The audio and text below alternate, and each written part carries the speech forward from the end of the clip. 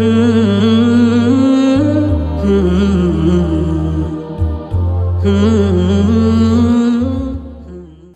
আলাইকুম ওয়া রাহমাতুল্লাহি ওয়া বারাকাতুহু। আলহামদুলিল্লাহি রাব্বিল আলামিন ওয়াল আকিবাতু লিল মুত্তাকিন ওয়াসসালাতু ওয়াসসালামু আলা নাবিয়্যিনা মুহাম্মদ ওয়া আলিহি ওয়া আসহাবিহি আজমাইন। সম্মানীয় দর্শক শ্রোতা, ব্যক্তি ও পরিবার গঠনে ইসলামের ভূমিকা কি, নির্দেশনা কি, আমরা এই প্রসঙ্গে ধারাবাহিক আলোচনা করছিলাম। আমাদের আজকের প্রতিপাদ্য ইসলামে বিবাহের বিধিবিধান, তার একটি অন্যতম অনুষঙ্গ নিয়ে আমরা আজকে কথা বলতে চাই। সেটা হচ্ছে বিবাহের রোকন এবং শর্ত নিয়ে। অর্থাৎ বিবাহ করতে যা আবশ্যক এমন দুটি বিষয় আছে, একটি হচ্ছে রোকন, আরেকটি হচ্ছে শর্ত। রোকন হলো খুঁটি, যার উপরে কোনো জিনিস নির্ভর করে, আর শর্ত হলো কোনো জিনিস সংঘটিত হওয়ার জন্য যা মৌলিক প্রয়োজনীয় বিষয়। বিবাহে রোকন হলো দুটি, একটি হলো ইজাব, আরেকটি হলো কবুল। আর শর্ত হলো 5টি। 1 নাম্বার, স্বামী এবং স্ত্রী নির্ধারিত হওয়া। 2 নাম্বার, স্বামী স্ত্রী উভয়ের সম্মতি থাকা। 3 নাম্বার, কমপক্ষে 2 জন সাক্ষী উপস্থিত থাকা। 4 নাম্বার, স্বামী স্ত্রী 2 জন শরীয়তের নিষেধাজ্ঞা মুক্ত থাকা।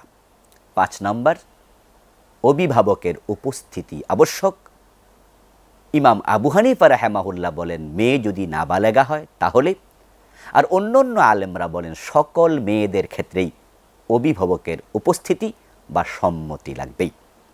এই হলো বিবাহ সংগঠিত হওয়ার রোকন এবং শর্ত। একটু ব্যাখ্যা না হলে বুঝতে একটু কষ্ট হতে পারে। রোকন কি? বিবাহের রোকন ইজাব এবং কবুল।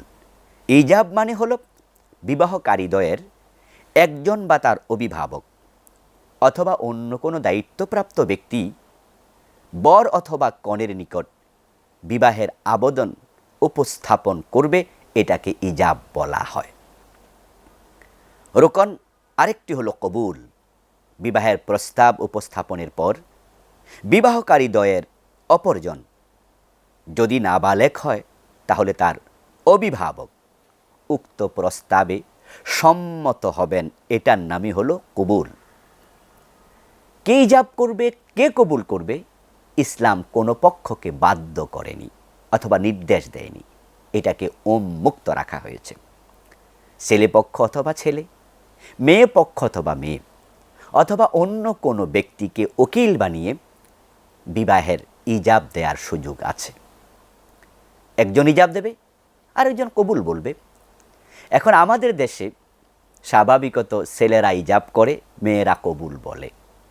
আমাদের দেশে এটাকে লজ্জাজনক মনে করা হয় যে একটা মেয়ে অথবা মেয়ের পক্ষ বলবে যে আমি বিবাহ করতে চাই, অথচ হাদিসে মেয়ের পক্ষ থেকে, মেয়ের বাবার পক্ষ থেকে ছেলের কাছে প্রস্তাব দেওয়া হয়েছে এমন বর্ণনা একাধিক পাওয়া যায়।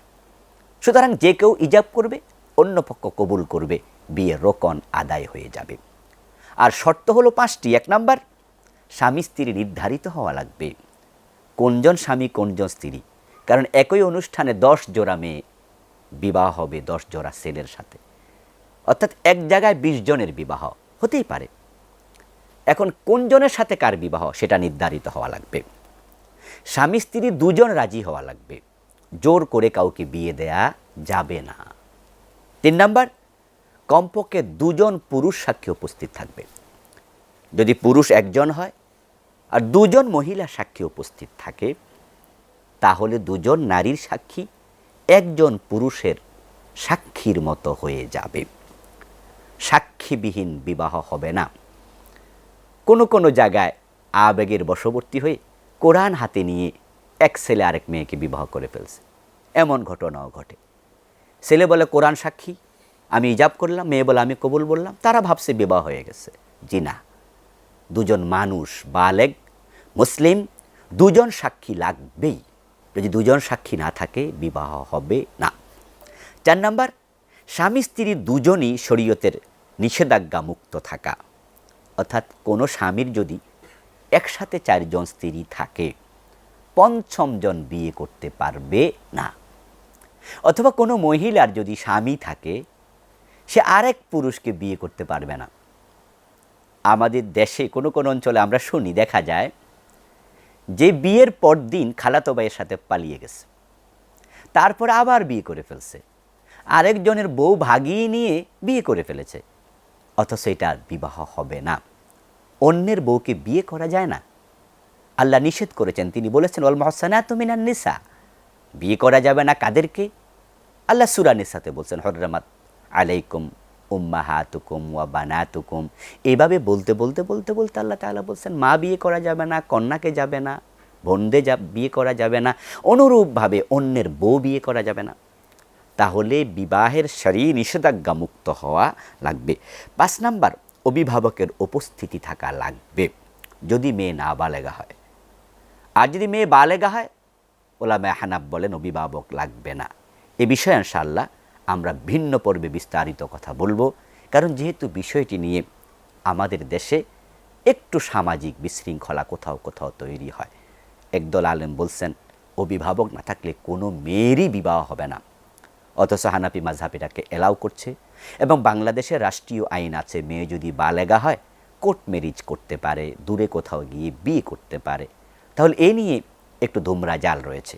তো এই বিষয়ে আমরা পরবর্তী পর্বে বিস্তারিত বলবো। শোনার আহ্বান রেখে শেষ করছি। আসসালামু আলাইকুম ওয়া রাহমাতুল্লাহি ওয়া বারাকাতুহু।